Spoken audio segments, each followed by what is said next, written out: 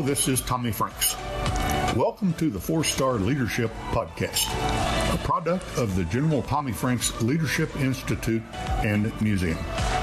We're here to get a view into the lives of the legacy makers, the movers and the shakers of today, to offer insights from the full spectrum of the leadership community. We'll talk to former 4-star students and explore their leadership development path. We'll work to find out what they are about today and learn from the opportunities they've made for themselves in this world. It's my distinct pleasure to welcome you to this podcast. Remember, leaders are not born, they're developed.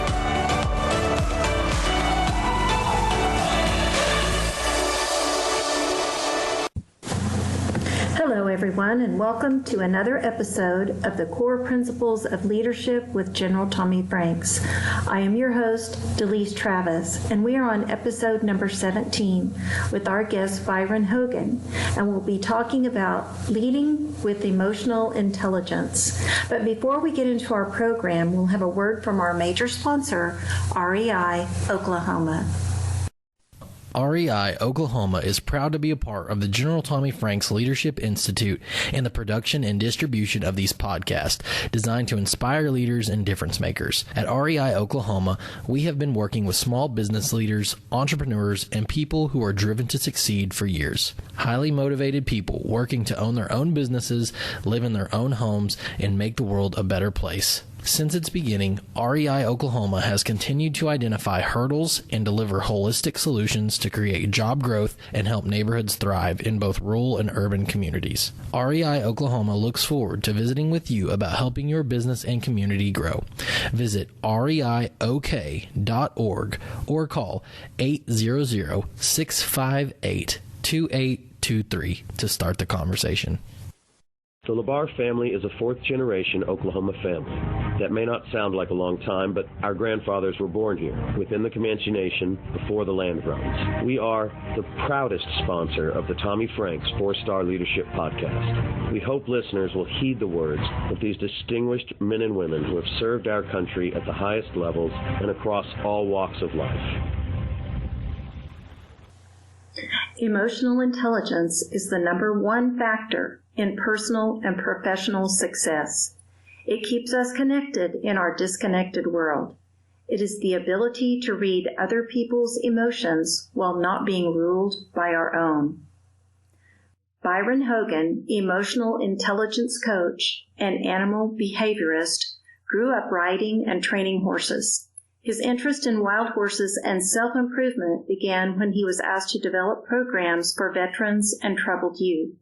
He quickly realized the missing link horses provide, which is discovered through his workshops. Hogan now uses this knowledge for professional development workshops, including teacher in-service training, corporate teams, private family events, and at-risk groups. Hogan has a vast background of success in multiple facets of the horse industry. He's been a champion of the Extreme Mustang Makeover, an event producer of the biggest ever wild horse competition, Mustang Million. He is a sensation in the performance horse arena and is a nationally ranked open finalist in several organizations, including American Stock Horse Association and Stock Horse of Texas. Hogan is described as a phenomenal communicator and life-changing coach. His unique approach is transformative for all audiences of all kinds. Byron can be found across the country on any given weekend, helping people with their horse relationships and their human relationships. I think the most surprising thing for people is how humanistic these workshops are. It's not really about the horses at all. The ability to relate to other humans is the real takeaway, says Hogan. And now, let's join Byron Hogan on Leadership with Emotional Intelligence. Good morning, Byron Hogan. Welcome to 4-Star Leadership with General Tommy Franks. We're so excited to have you, and this is a different kind of program for us, but I think it's very, very fitting for what we do in leadership development. The name of your company is Hogan Equine, and you do horse training, but you also go into emotional intelligence workshops. What is emotional intelligence, and what do your workshops look like? Good morning, Delise. Thanks for having me. It's kind of a niche thing. It's so much fun. But emotional intelligence is the number one factor among successful people. All the research out there is showing that. The common denominator is emotional intelligence. So if someone woke up today and said, I just want to do something to improve myself that's going to guarantee success, that's what it would be. It doesn't matter where you come from, your social, economic background, education, anything, although those things do help, right? They do elevate you. The number one factor is emotional intelligence. So I'm all about it. Thank you. Thank you for sharing that with us. I'd like to go back to the beginning and a little bit about you. We've established what our program is going to be about today. Let's go back and learn a little bit more about Byron Hogan. You're from Guymon, Oklahoma. Is that right? I am, traditionally known as no man's land. It is. It absolutely is. And, so you graduated Guymon High School, where did you go to school after that? Do you want to tell us about? Sure. Graduated Guymon High School, and then 10 miles away in a little town called Goodwell, Oklahoma, is actually a 4-year university called Oklahoma Panhandle State University. And so you went to school there, and you got your degree in? Well, I surprisingly, when people see me, they would never guess, but I went on a full ride art scholarship, and was also at the same time able to get my pre-vet degree. So mostly biological sciences, human physiology, all of those things, all the prerequisites that you would need to go to vet school. So you were really intelligent and really creative. Yeah, it's kind of odd for someone to be both. I luckily can tap into both sides, left brain and right brain, which they say, when you're doing surgeries and things like that, you do have to tap into both because you're a bit of an artist. And then obviously there's a lot of cognitive skills that are involved in doing surgical procedures. And so they actually, when you apply to vet school, they like to see things like that.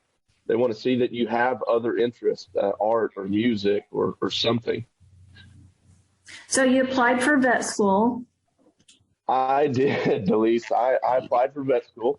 This was way, way back before I started the emotional intelligence workshops. And in fact, I did not have a lot of EI myself at the time.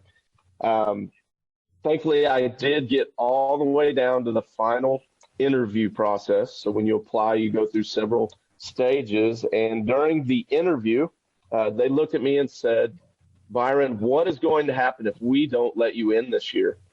Now, most people say, oh, gosh, I just can't imagine. And I will go back to school. I'll work on my master's and I will reapply. I will come back. I will reapply. But not me. I just looked at them and I said, well, if you don't let me in, I'm just going to go train horses. And that's exactly what I got to go do. 2 weeks later, I got a rejection letter in the mail, and the rest is history. So you went from there. I think that's a great story. And so many people have stories of life happens. And so this is how I went down this road. So can you tell us then what happened from there? And so you started training horses. And at what point did you get interested in emotional intelligence? What prompted you? Well, my goal, even as a little boy, I wanted to be the world's greatest horseman. Horses just brought me so much joy, so much validation, and they were such a challenge. If you figured out one horse, the next one was completely different, or maybe the next day the same horse was completely different. So that was what I was trying to do when I got out of school. I just worked and tried to be a better trainer, and actually had some success here and there, and started teaching horsemanship, doing training seminars centered around horsemanship. I showed horses. I did a lot of different things. and got into program development.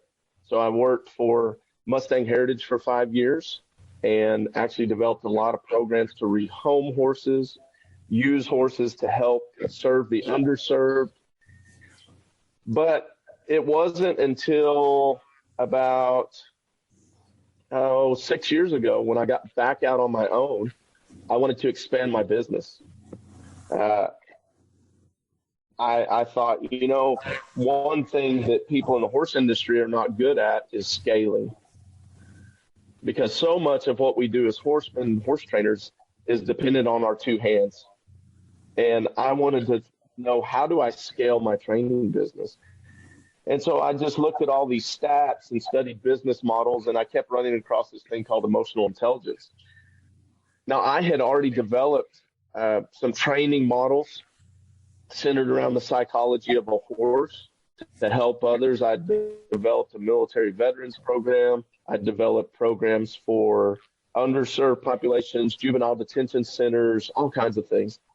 And when I run across emotional intelligence and saw that it was the number one factor among successful people, I wanted to also know the psychology behind it. So as I looked at that, I saw quickly that the way a human brain regulates and the science, the neurobiology basically, behind emotional intelligence is the same neurobiology behind training wild horses. And that was absolutely fascinating to me. And in one regard, it finally explained why horses change people. And they don't just change horsemen. It's not like, oh, I'm a horse trainer, and so I go out there every day and I'm changed because I'm around horses every day, day in and day out. No, it changes people that are non-horsemen. People can interact with a horse for a few minutes or maybe an hour and gain something from it, maybe even just intrinsically. Even if it's not a facilitated session, they will work with a horse and walk away changed. That's really how I came across emotional intelligence. Was I just wanted to be a better businessman, a better leader, wanted to develop myself professionally. And so then you wanted to share this with others and you developed your workshops. Yeah, at one point, really, I was the only one in my family not dead or in prison. And I was, really on a journey early on to figure out why me. Why did I make it out? And I knew that horses had a big piece of that because I was one of the only ones that really got heavily involved with horses. So once I figured out the reasons behind my success, why horses help me, I quickly realized that, oh my gosh, this could be my purpose in life. A lot of us have passion, and it's real easy to get distracted by your passion and skip over your purpose. And really, I think in a nutshell, all of us are here to help others in some way, shape, or form. And when I discovered emotional intelligence, I went, oh my gosh, this is a way I can give back. For all the years I spent trying to muddle through life, figure out my own profession, figure out my own emotional intelligence, all that time wasn't wasted. I saw where, wow, I can give back to others. This is something that I could give to a stranger. I don't have to know you. I don't have to know any of your problems or any of your struggles. And I can give you these tools. I can show you these tools quickly, and you can walk away changed. You can walk away with a changed mind, changed relationships, greater emotional intelligence. And gosh, that's a pretty big thing, right? The ability to change someone's mind, that's huge. And so I never set out to do emotional intelligence. I never really set out to be a professional coach or anything like that. I wanted to be the world's greatest horseman. But the moment I saw that I could have an effect on others, that's addictive. I mean, it just changes your course. A lot of people will say that happens when they have kids. It's like, wow, I realized how I'm going to affect this little person, and you can tell like their whole life just changes, and their whole course is about the effect they can have on that person. And I never had kids, and so the idea that, wow, I can have that same kind of effect on everybody around me, it was very addictive. That's awesome that you could combine your passion with your purpose. I think so many of us are looking for opportunity to do that. Can you tell me what your typical workshop looks like and how you share that information? Well, sure. So a typical one-day workshop is a combination of PowerPoint, lecture, and then live interaction with wild horses. So it's both a classroom setting and a barn setting. And so you'll come in for about an hour and a half, and we will go through the techniques that I use and the techniques that you can easily use. And after about an hour and a half, we will actually work with wild Mustangs. So because the wild horse brain regulates the same way a human brain regulates, the techniques that we learn during the lecture time, we can put them into practice using a wild horse just like we would use another person. What kind of locations do you use for these workshops? Do you have to go to the ranch or have a place, or tell me about what that looks like? Sure. That's a great question. Typically people think, oh, I'm going to go to a guest ranch and I'm going to meet this cowboy and whatnot. But I'm actually really, really mobile with what I do. So I fly around all over the country and I source things locally, venues. I source horses locally, wild horses, and I can host anywhere. So typically we're not at a ranch. Typically we're at some sort of venue, a wedding venue, a ballroom, maybe just a corporate meeting space. And I can actually bring wild horses indoors. I've had them on concert stages.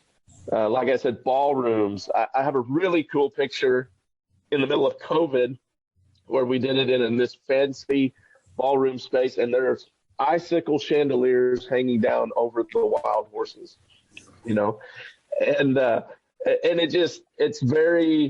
it changes the experience, when you walk in and you do a PowerPoint and then you spin your chair around and there's a wild horse there.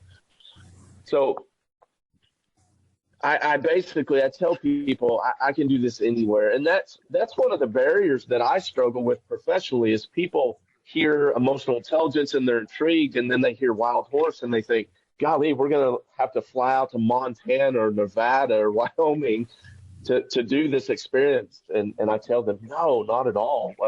I'm nationwide. We can literally go anywhere. So what kind of groups have you worked with for these experiences? Like all kinds of groups, right? Yeah, people ask me all the time, who are you helping? What's your demographic? From a business standpoint, who are you marketing to? Who are we going to target? And my answer is always the same. My answer is the world. We are all here to connect with others. We're all here to work with others. So who cannot use more emotional intelligence? But I do corporate training. I do in-service training for school districts, you name it. So I've done restaurants. We did a meat packing house. I've done nursing groups, just you name it, office groups. One group that I really like to work with are teachers. That's a fun one because that is a exponential impact you're going to have. If you affect one teacher, how many hundreds, if not thousands of kids are you going to affect through that teacher? So that one's always a fun group for me personally. I've done juvenile detention halls, at-risk groups, rehab centers, and then we just do open calls. So like last night, we did an open call event where the general public can sign up here in El Reno, Oklahoma at Redlands College, and you get just a little bit of everything doing that. Now, the only thing is it's a lot of material. It's pretty in-depth, and so there's no age limit, As far as maximum age, you can be 200 and still gain something from it. But I typically tell people about 12, 13 years old is the youngest that I recommend come to one of these workshops. But we are open to the public. Anybody and everybody can benefit from this. So is this equine, one of the things we talked about, is this equine therapy? Do you want to kind of expound on that? No, it's not equine therapy. You know, I'm completely in support of equine therapy. I think it's great, but I make it widely known I am not doing therapy in any sort of way. One of the greatest things that I learned or that I ever heard someone say was problems are not problems until they inhibit your ability to connect with others. And I was like, wow, that's really profound. So like anger's not an issue until it gets in the way of how you connect with others. Fear's not an issue until it gets in the way of you connecting with others. So in a nutshell, that's kind of what I do. Therapy, it helps you identify problems, helps you remove them. But what I do is work on connection. I teach connection. That's really more of a life skill, just like EI, emotional intelligence. And what I found is that when you get really good at connecting with people, a lot of times your problems kind of go away on their own. If you strengthen that good behavior, that good quality, that good life skill, a lot of times you don't even have to worry about weakening bad behavior. It just goes away on its own. For instance, connection is so important. They did some research way back when, and they found that an infant will actually die if it doesn't have connection. If that baby doesn't receive connection and touch from humans, let's say you just put it in an incubator and you feed it intravenously. It's got all the physiological needs that it could take, but it doesn't receive human connection, that baby will die. I mean, connection is that big of a need. And so that's what I teach with this emotional intelligence, is really how you can connect with others. And through learning that new connection skill, like I said, a lot of times your problems just go away on their own. So can you define what connection is?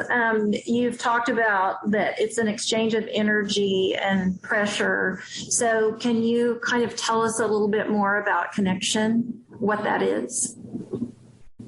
Sure. So as you just mentioned, my definition of connection is a reciprocal exchange of energy.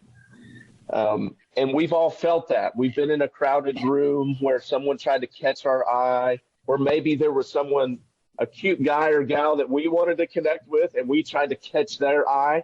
And you feel that when it happens. That's an exchange of energy. That's a connection. And gosh, we all desire that. We desire that exchange. But the reason connection is so hard is that energy creates pressure, right? I said you feel that energy when someone's trying to connect with you. But your brain is hardwired to avoid pressure. Like every decision you make, it is trying to avoid pressure. That's why you sweat on command. That's why you get goosebumps. That's why you get angry. All of those things are your brain trying to help you quickly alleviate pressure. And this undermines your ability to connect, because connection is also pressure. And so depending on how your brain's wired, whether you're really emotional or really rational, will highly affect your ability to connect. So in your clinic, we talked about some additional, I thought it was really interesting, some additional ways that our bodies react to pressure. And we also talked about if you blush or if you cry. And I thought, yeah, crying is actually, yes, a huge release of pressure. And yeah. do you want to share some of those? Yeah, like you mentioned, blushing or crying, as two examples. That is your body's way of trying to alleviate pressure. So through a stressor of some sort, There has been stress chemicals released, right? Like being embarrassed or being overwhelmed and crying. There have been stress hormones released. And so through crying, through being embarrassed, which when you're embarrassed, it's actually capillaries opening up in your face. And so you look flushed because the blood is being rushed to your extremities. And that's your body trying to excrete those hormones that it released. These are ways, again, that your brain is trying to alleviate pressure. But the problem is your brain does that with or without your consent, right? You don't necessarily get to choose when you get flushed, right? And a lot of times you don't get to choose when you cry, right? You get overwhelmed and you cry whether you want to or not.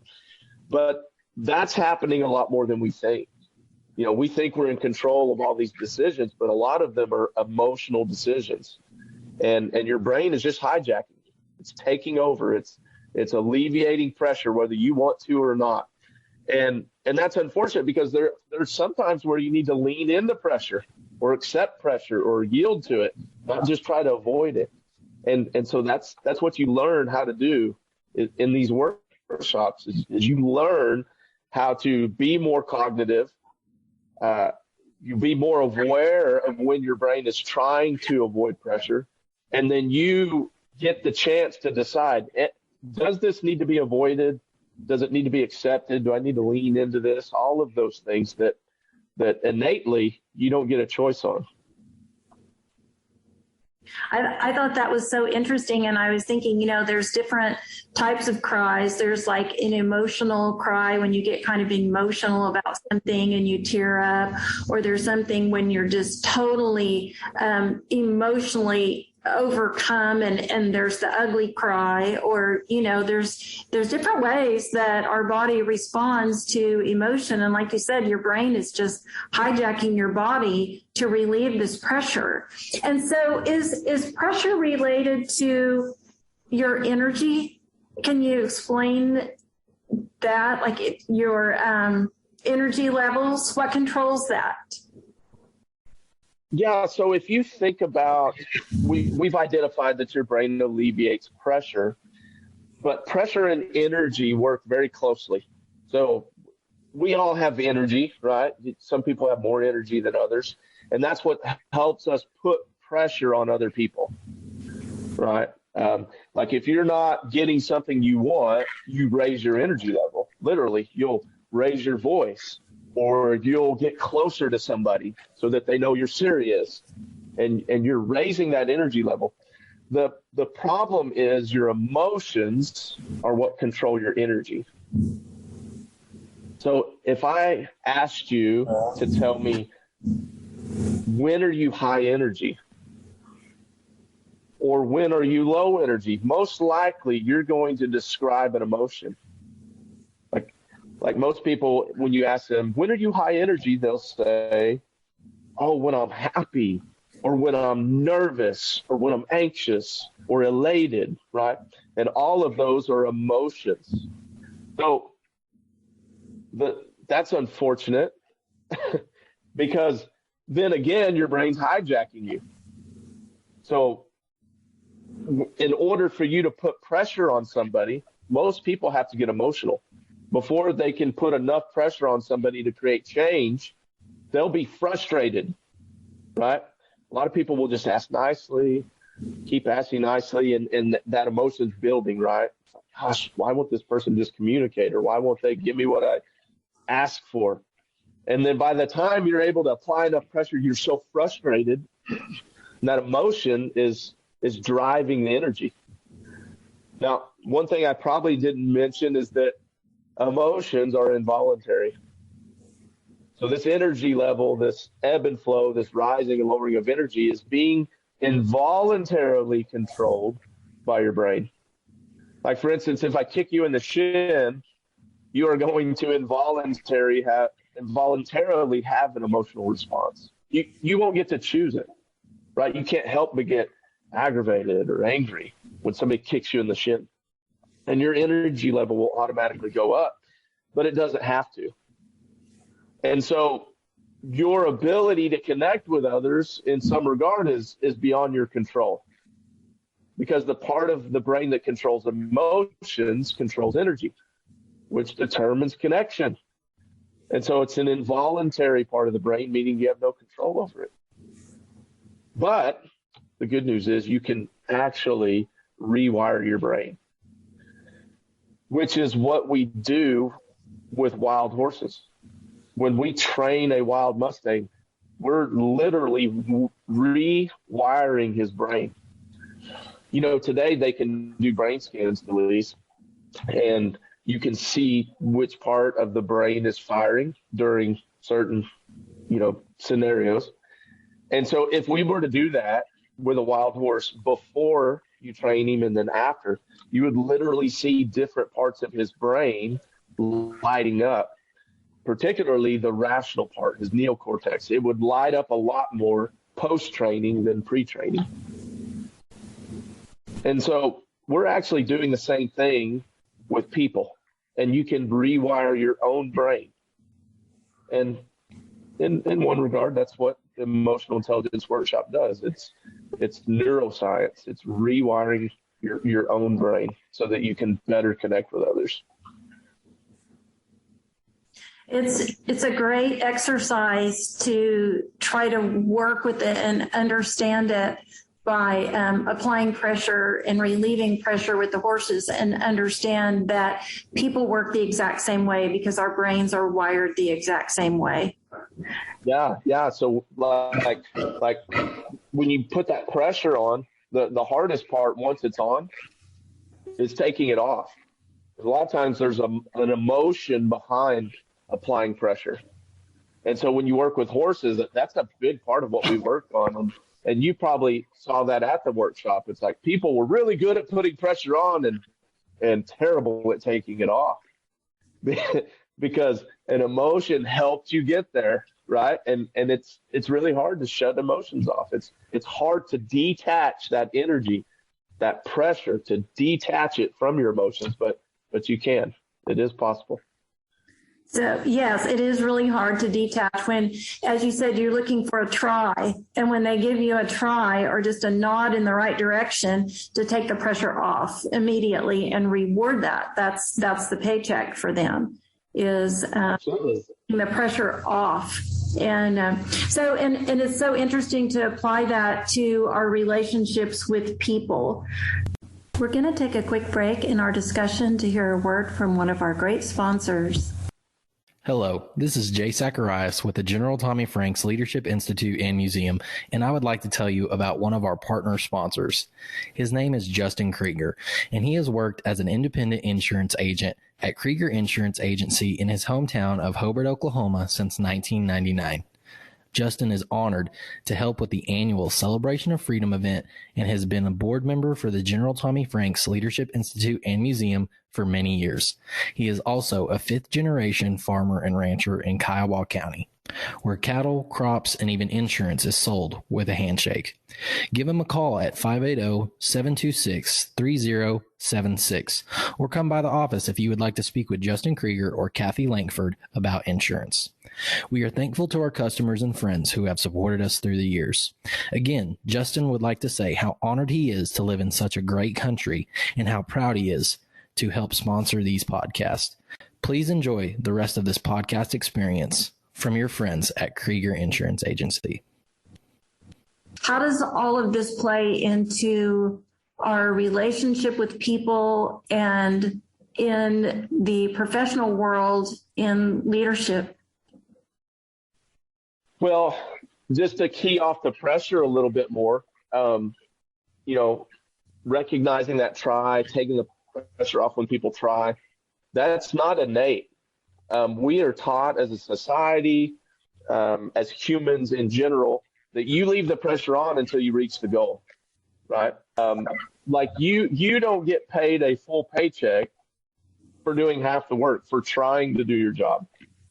You get paid when you do your job. But that is not what causes people to change necessarily, especially if they're struggling, especially when they're emotional, when there's resistance going on. You've got to find small ways to recognize, try, and that's why it's important to build your emotional intelligence.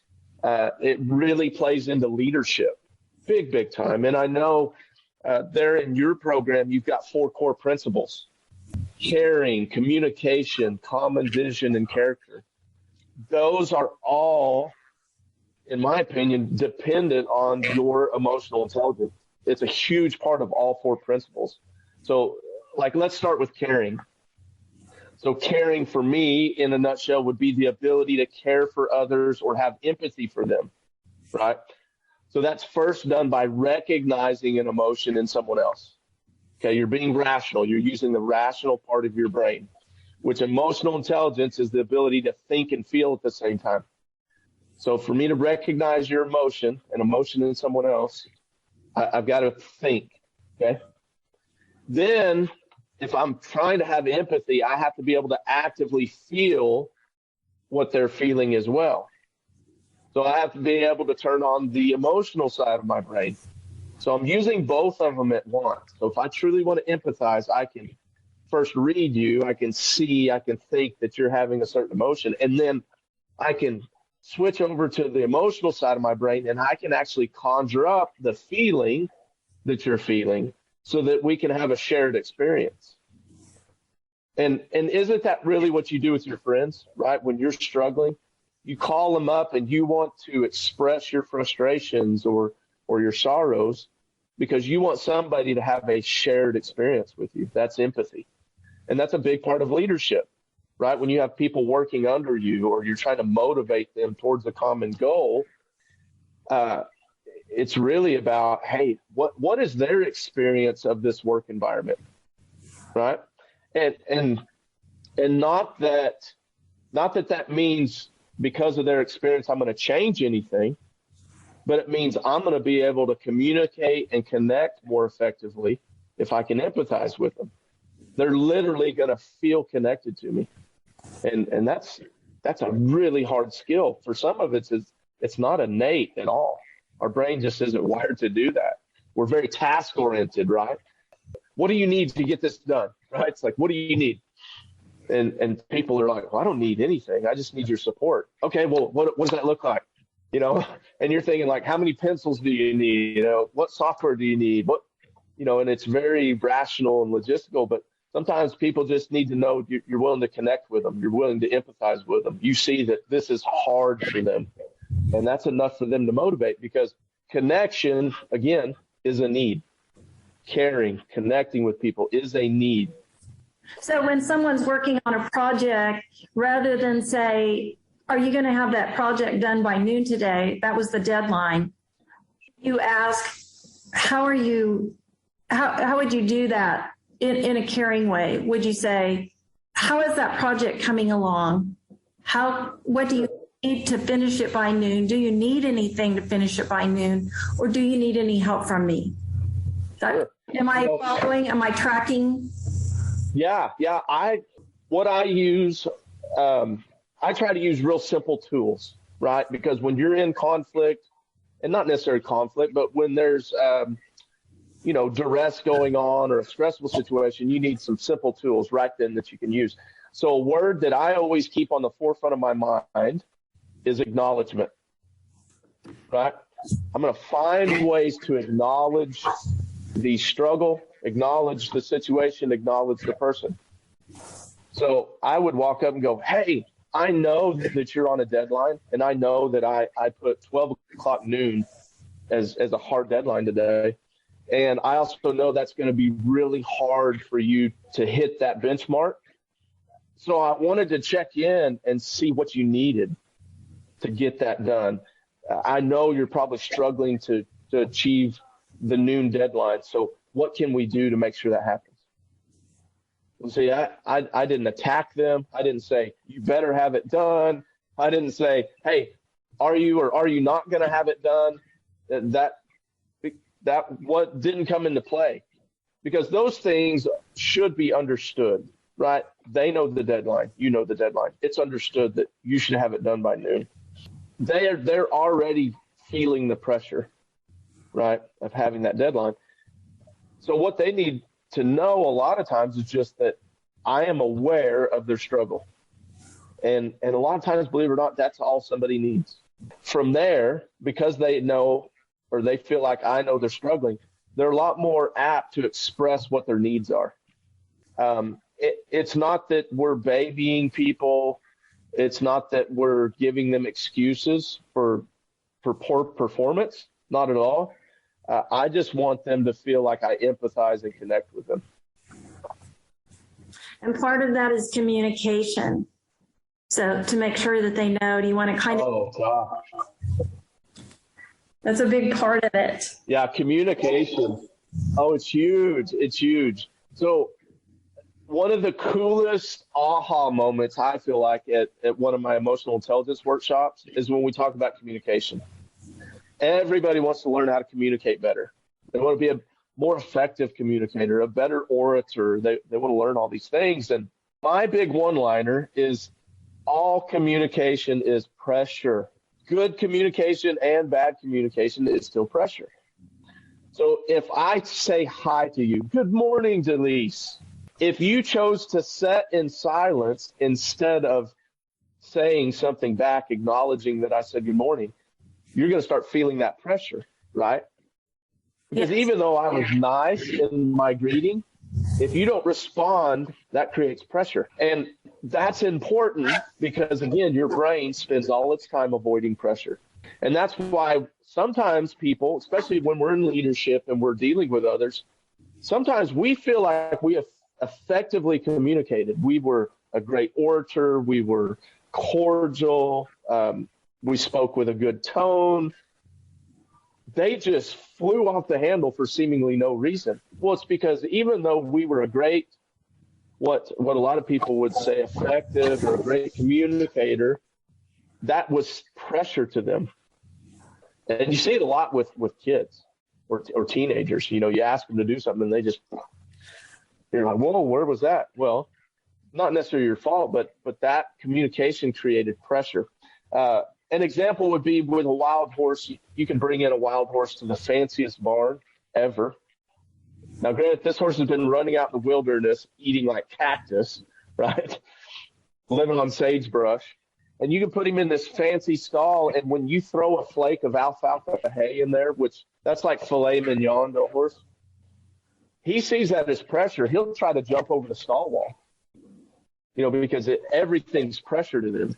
So somebody that maybe doesn't have a high level of emotional intelligence, or maybe someone that hasn't experienced leadership, they just think everything's pressure. Anytime you communicate with them, they're like, oh, they're just pressure, pressure, pressure.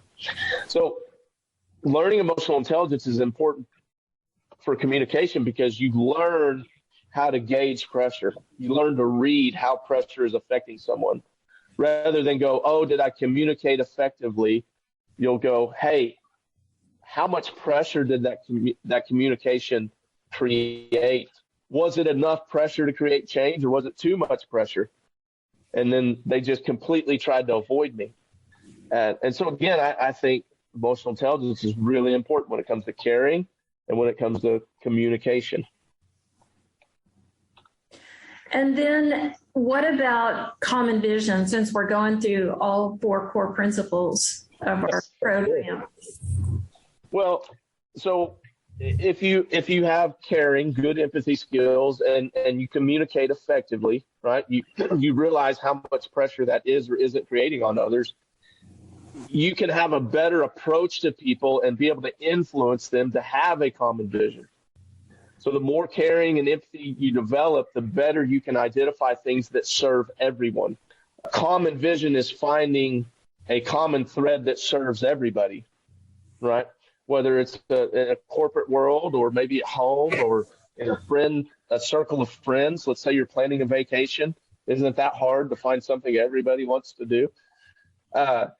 You really have to be able to think and feel at the same time when you're trying to share common vision, right? You have to override your own involuntary response to get your own needs met. Because there's going to be times when we're working towards a common vision that I've got to lay some of my own needs aside, some of my own emotions aside, because I'm working towards this one shared common goal, this common vision. And without emotional intelligence, right, your brain's going to hijack you. And you're going to go, yeah, the common goal is this, but I got to take care of myself. And you see that in the workplace a lot, right? When you're trying to get everybody on a team, get everybody on board, sharing a common goal, common vision, they'll only go part way, and then they kind of retreat because they're trying to protect their job or protect their image or protect their salary, right? They don't want to give up something to have that common vision. And so as a leader, when you have empathy, you can recognize those things, and you can help other people recognize those things. And then you can share your caring for them, right? And then you can effectively communicate in a way that shows them, hey, we actually will all get our needs met if we're all working on the same goal, right? Common vision in simple terms is really just the ability to think and feel at the same time. And care about what's best for the whole team, not for the individual. Oh, absolutely. Yeah. So coming down to the individual, tell me how you feel, how important is character in emotional intelligence? Well, it's funny how they're so intertwined. I mean, so intertwined. And really the way we've attacked these 4 principles today, I feel like they build on each other. You know, you've got to care before you can communicate, right? And once you care and communicate, you've got to care and communicate before you can have common vision. And when you have common vision, you are having character. But, you know, really, character and emotional intelligence are so intertwined. In some regards, they're the same thing, right? Without emotional intelligence, you won't have virtue. You won't have values. You won't have integrity. And I'm not taking the morality out of this, okay? But scientifically, a lot of times what virtue and integrity is, it's putting your own desires, your own natural human desires or sinful desires aside, right? There's a lot of times where to have character, you're sacrificing yourself for the sake of others. Virtue, doing the right thing even when no one's looking, right? I could do something in certain moments that would really benefit me, but wouldn't benefit the whole group, right? That common vision. And you have to have a level of emotional intelligence to recognize that your brain, your body's wanting to do that in that moment, right? A lot of times we think, oh, people are just good or bad, but sometimes it's a lack of emotional intelligence that keeps them from having virtue, from having value, from having integrity, right? They don't. I've spoke to people before that have made kind of an insidious decision. And when you talk to them and bring it before them that, hey, that decision lacks quite a bit of integrity, it's like it never even crossed their mind. They're like, really? Oh, I didn't see it that way. And it's because they don't have the ability to think and feel at the same time. They're in such survival mode. All they're thinking about is, how do I get my needs met? How do I get my needs met? How do I get my needs met? And so really every person of strong character that I've ever met had a high level of emotional intelligence. And every person that had a lot of emotional intelligence that I met had a strong level of character, had virtue, had integrity, had values for others. So again, I think they're strongly intertwined. I think that what I have seen so much is coupled with the drive and determination to succeed, and emotional intelligence plays into that a lot, is typically we'll see a need of great leaders to want to give back, to share. And I think that's something that I've heard you say is really the core of your mission, is to give back, to be some part of something much greater than yourself. Sure. Yeah, an example would be, I have a dear friend. She's been very, very successful in business, even early on in her career. By the time she was 25, she was already a millionaire. And if you met her today, you'd never imagine that she wasn't a great leader, high-level emotional intelligence, high-level character.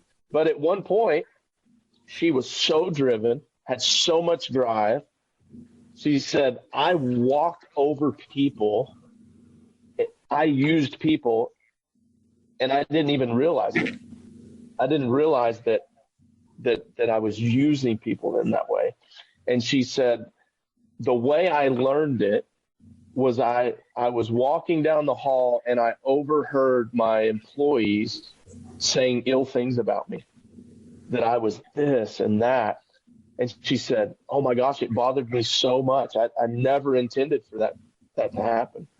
But it's because she was driven. She was thinking all the time. She had drive, right?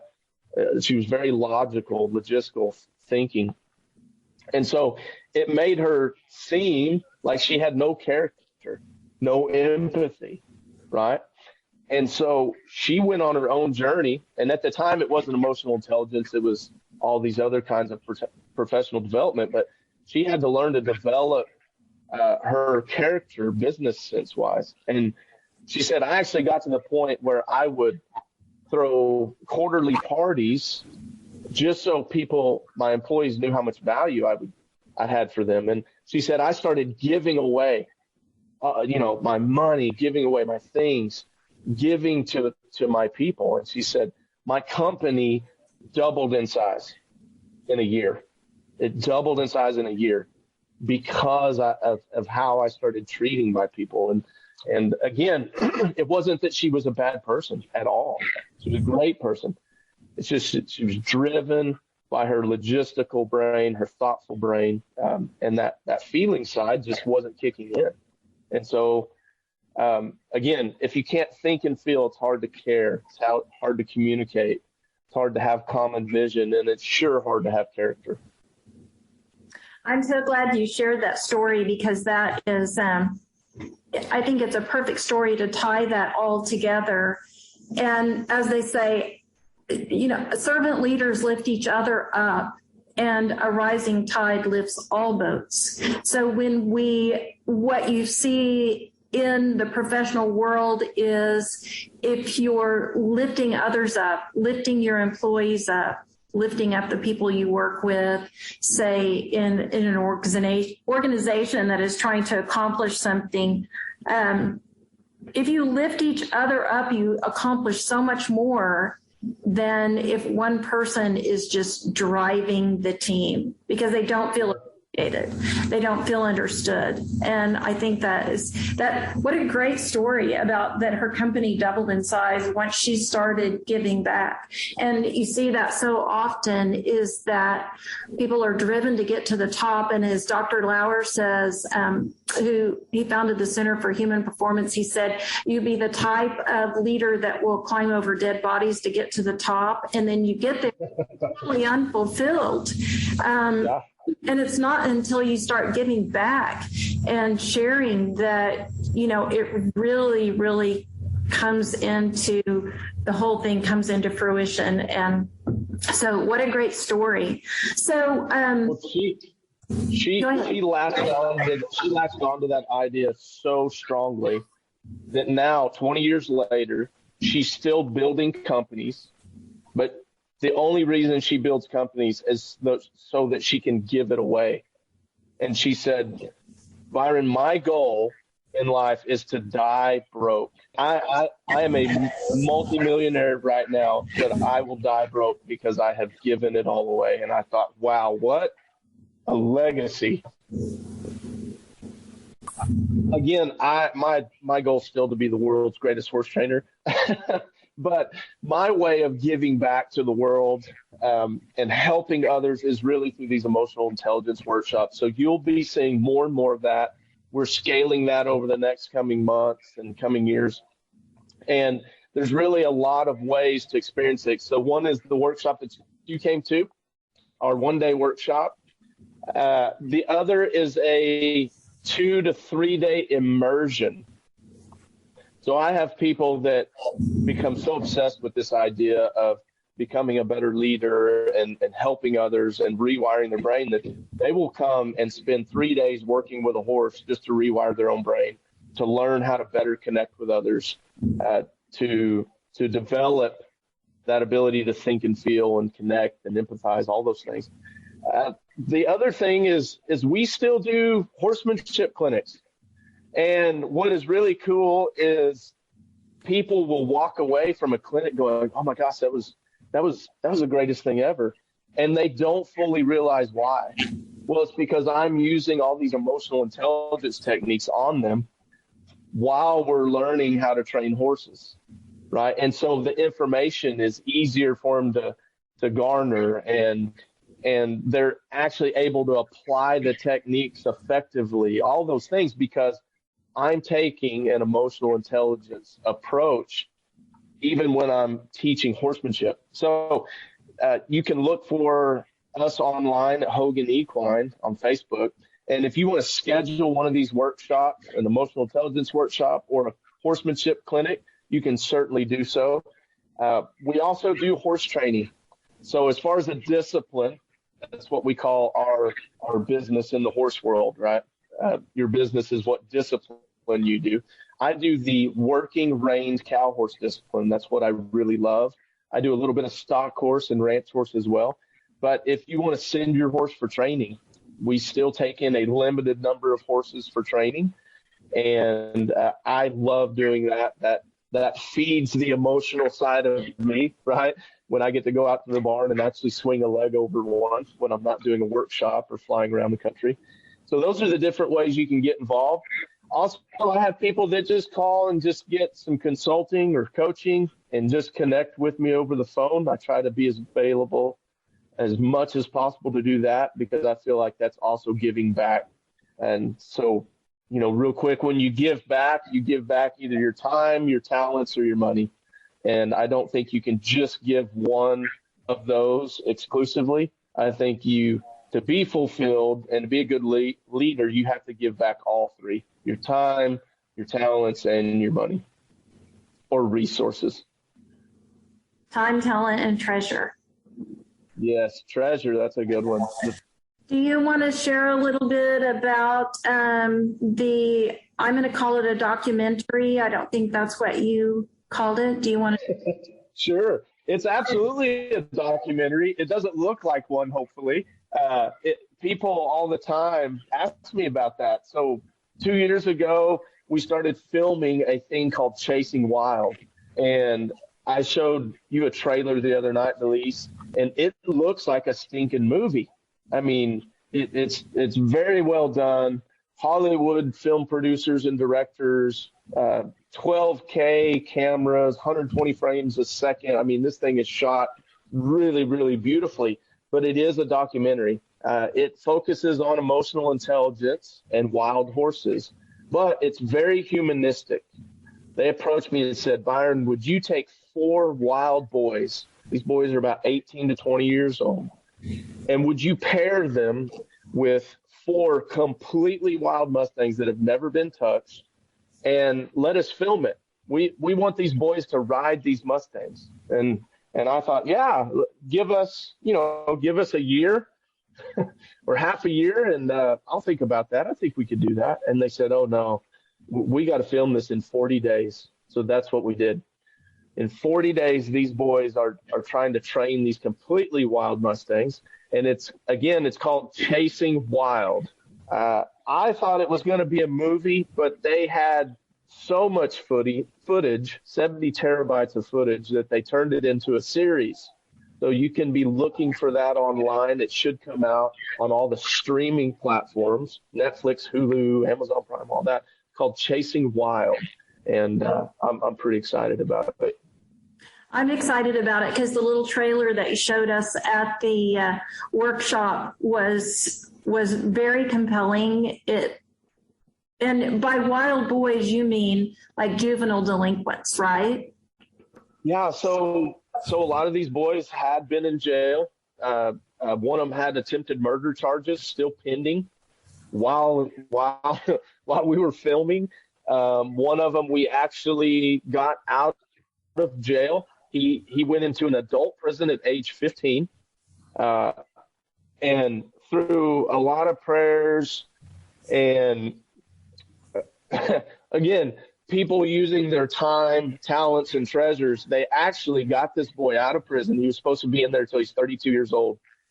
He's 19 during the filming, and he went through this process. So these boys have limited to no emotional intelligence. They don't have the ability to care because nobody's cared for them. They can't communicate. Nobody's taught them how to effectively do it. The idea of sharing a common vision, there's no community for them. So they have no commonality, common vision, and obviously no character. And on top of that, they've never touched a horse. So here we have these juvenile delinquents, as you said, that have never touched a horse, have no emotional intelligence, no skills, and they're going to try to train these horses. And it is just amazing the transformation that they go through. Yeah, and I know you can't, kind of tell us about the end of it, because we're all thinking, we want to see a happy ending, but we're going to see like a really great transformation and realization through these boys of connecting with the horses, because the horses are basically, their brains are just like theirs. They have. Yeah, they're both completely in survival mode, and what's so cool about this film is visually, you can see it on camera. Now, it's not about mirroring. It's not like the horse mirrors what you do, but it's just that those wild horses, their brain is hardwired just like these wild boys. And on top of that, you're going to get to see me using my own emotional intelligence to try to train the boys to train the horses. There's some scenes in the trailer where you can see I've had to be regulated. I've had to think and feel at the same time. I've had to try to have empathy while they're standing there cussing me out. That's really hard to do, by the way. Yeah. You get to see everything with this film. It's very raw. It's totally unscripted. When people watch it, they think, oh, that's all scripted, and these are like stunts that you're doing and body doubles and all this. And I'm like, no, nothing is scripted. Everything happened in real life, just like you see on screen. And it is so raw. I hope it inspires people, though, that with some training, that anything's possible. You can become something. You can become a leader. And I see that's what you guys are doing with the leadership program, is you're offering training, and even though these kids are like the cream of the crop that are in this program. Hi, everybody. I know you guys are just big time overachievers out there. Still, without that training, without somebody stepping in and sharing these skills and these tools, you might not get to where you could be, and so you're just seeing that same thing with this film, just starting at a lot lower level. But yeah, I'm super excited about it. Yeah, I'm excited about it too, because I think that there'll be a lot of learning and a lot of emotional intelligence learning that's going on from all of the viewers that are just watching. These young men with no skills trying to figure out how to communicate with these animals who have no communication skills, and there's a huge barrier, but they have to figure it out. And that's what leadership is figuring it out. How do I make this happen? We get problems and we try to figure them out and resolve problems. And that's what they're doing at the very, as you said, most raw level. And so I think there'll be lot to learn from this film. And I thank you so much for being on our program today. And as we say, General Frank says, great leaders are developed, not born. And so I think this is a great leadership development piece of information for our students and our adult listeners alike. And so thank you so much for sharing all of this with us today. I'm very excited to air it for our June podcast. Well, you're so welcome. I would love to connect with anybody out there, with the audience. You can find me online on Facebook at Hogan Equine. You can email me at hoganequine@gmail.com. And I would love to offer what God's given me, and the years of struggles I've went through and the tools I've had to learn. I would love to share that with the world, and specifically with your upcoming leaders. So please reach out. I'd love to help. Thank you so much, Byron. I really appreciate it. And I know you're off to a fundraising event that was a result of one of your emotional intelligence workshops. So good for you for sharing and your goal of trying to be a part of something much bigger than yourself. That's what we encourage you to do. So thank you. You bet. Yeah, thank you. Keep me in your prayers. I have to put a wild horse in a 40-foot pen on a concert stage tomorrow night, and he's not supposed to jump off. So keep me in your prayers. We will definitely send out some positive thoughts about that. Thank you, Byron. Yeah, thank you, Ms. Travis. Thank you again to REI Oklahoma for making this podcast possible. For nearly 40 years, the board, staff, patrons, and supporters of the nonprofit economic development REI Oklahoma are committed to expanding Oklahoma's economic prosperity, earning the reputation of being one of the most comprehensive economic development organizations in the country. Business loans, training workshops, business consulting, and networking opportunities, as well as technical assistance and even commercial business space, are made available to Oklahoma entrepreneurs and small businesses. For low and moderate income individuals and families, down payment and or closing cost assistance is offered. Learn more at reiok.org.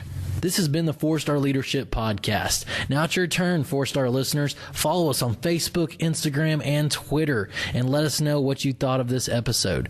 Be sure to give us a 5-star rating on Apple Podcast, and tune in next month for our next episode that airs every last Friday each month.